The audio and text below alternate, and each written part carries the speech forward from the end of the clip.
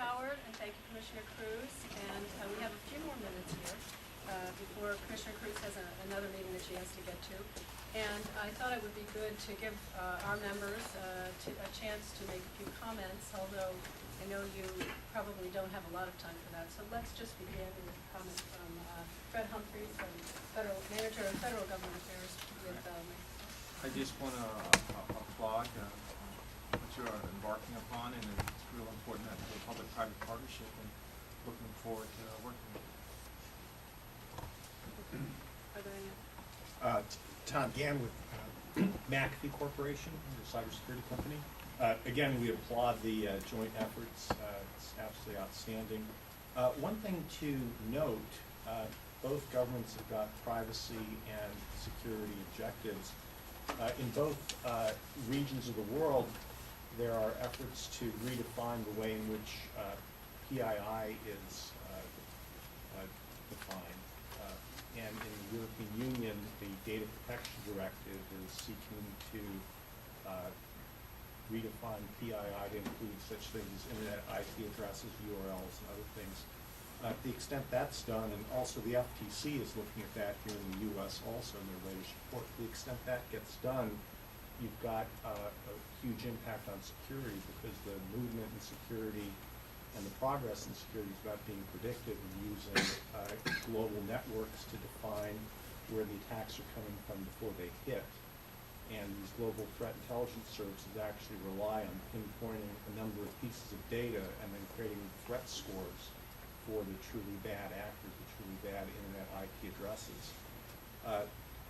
That model of global threat intelligence is actually threatened by that new way of defining PII, both in the EU and potentially in the US.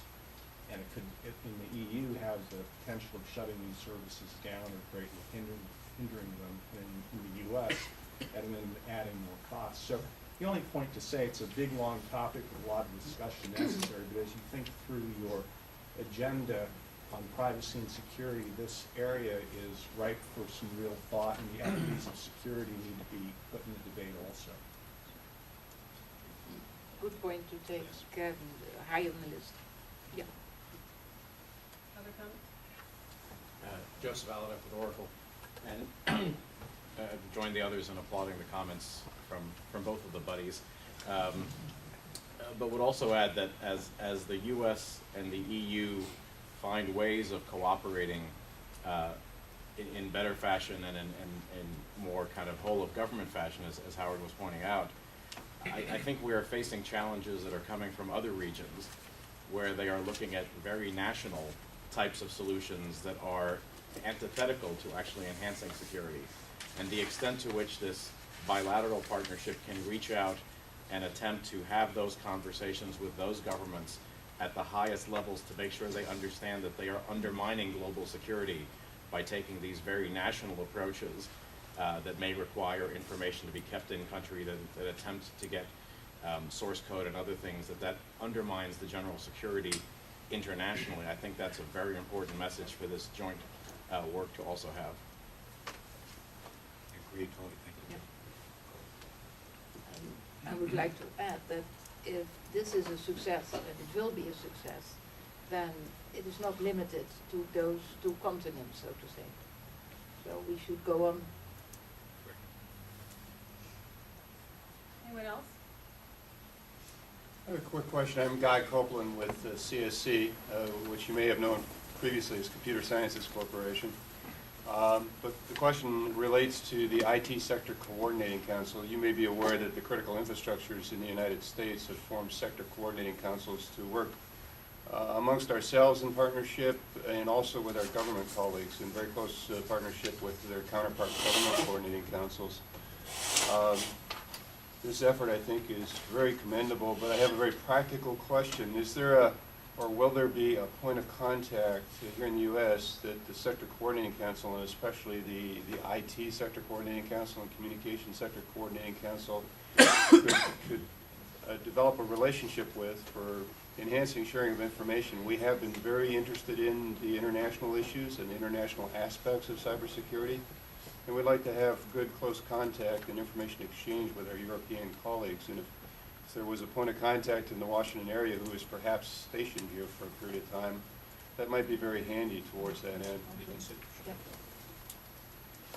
Okay, Thank you very much. okay, with that, if there are no other comments, I'm gonna turn it over to John Duper from ITI for closing comments.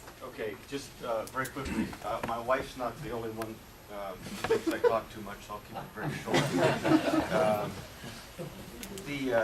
Just building on what Joe said, the only way forward is international collaboration and partnership. So your words were music to our ears.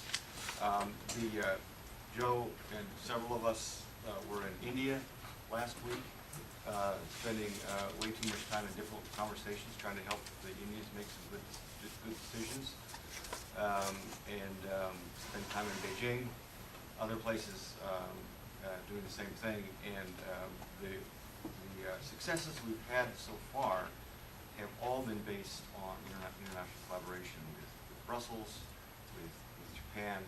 Cannot say how important that really is, and we hope your new working group will put a lot of focus on that.